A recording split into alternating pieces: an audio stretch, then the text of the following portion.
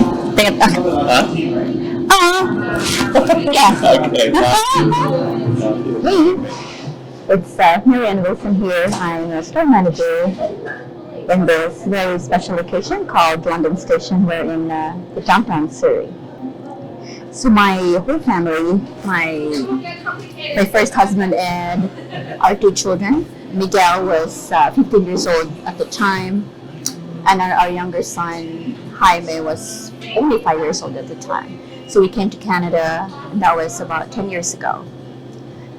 In the Philippines, my late husband Ed and I used to work for a company called Jollibee.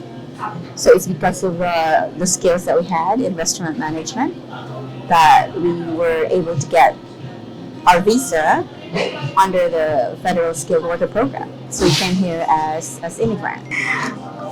So at the time, a lot of our friends from How was the first couple of years? What is that like? So it's called the integration, like the first 6 months here in Canada.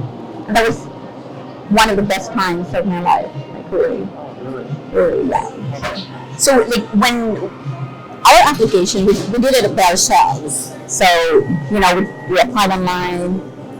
We learned as as the process went. We were learning, and we were just basically having fun.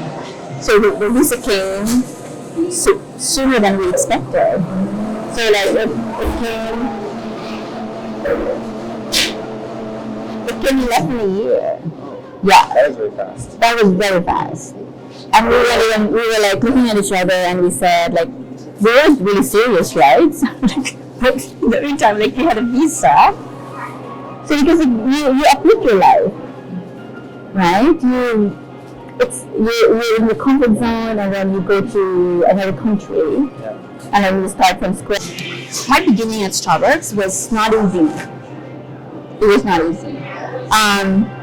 There's a game it's called jumping rope. Where two players hold rope and then swing it, and then the third player comes in and like jumps, right?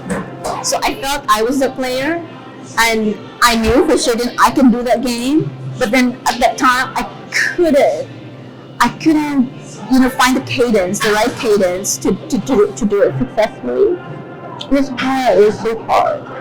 And but really, largely, it's because of it's different culture, right, from what I'm used to, and it's even like different dynamics in the workplace. Like for Jollibee, it's like a general manager model.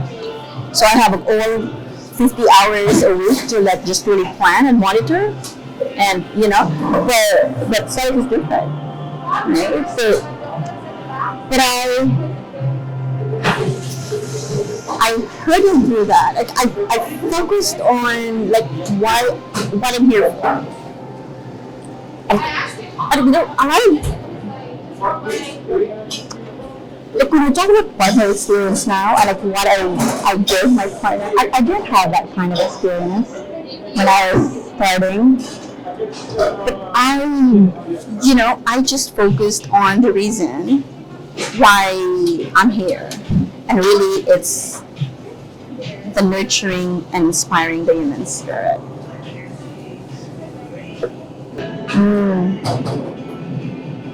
It will be planting love and kindness into your heart, everybody's heart.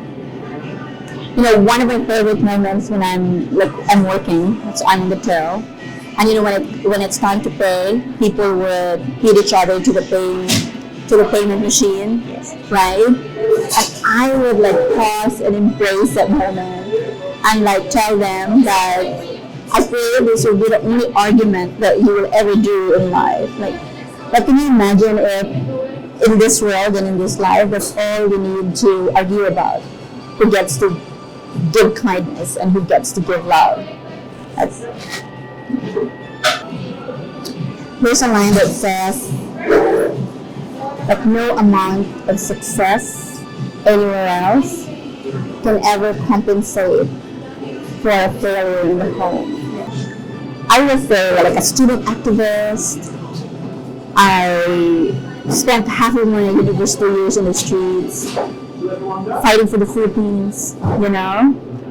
I grew up learning about the lives of our national heroes, and I wanted to be that. Like I wanted to be. I took journalism in school, and I was like, I'm gonna be that journalist that exposes everything else, all the bad and the ugly. Like I wanted so much, right, to do.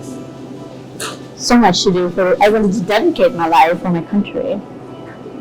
And then I became a mother at 22 years old. And then one day I realized, like holding my newborn, like this is my contribution to nation building, you know?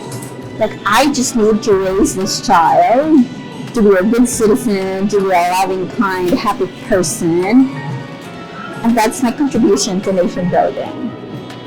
So in relationships, in any relationship, like romantic relationship with partners, with friends, I always believe that my part of the deal is to give, just to give. That's all. During that time when we had the shop for food for the unhoused community, so I remember somebody telling me, like, they're just gonna sell it anyway. Like, whatever you give them in the event, they were just gonna sell it. I said, like, that's not my concern. Like, I'm just here to give, like, to provide them with the opportunity to feel joy because they're able to pick whatever they want in the event. So just that, just that. And in my experience, I can never outgive. I can never outgive love and kindness. So whatever I give, it just comes back to me like exponentially. So like I was married to a wonderful man that I met in Starbucks. So it's a Starbucks love story. And we're just beating each other to whoever could give more love, you know. It's good. Oh my goodness!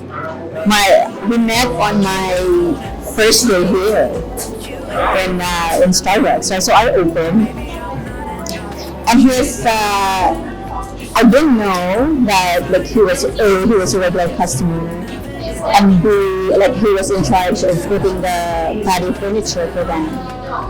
So, we were about to open, so then I started bringing the tables and chairs outside. And then he came, and he was like, "What are you doing? That is my job." So that was how we met. Yeah. So from then on, because he's always here, then when he learned about my story, he was a friend. He is still a friend, of course. That's foundation to any relationship. And he said just whatever I needed.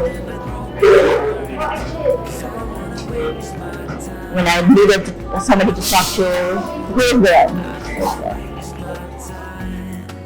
No, I don't wanna waste my time.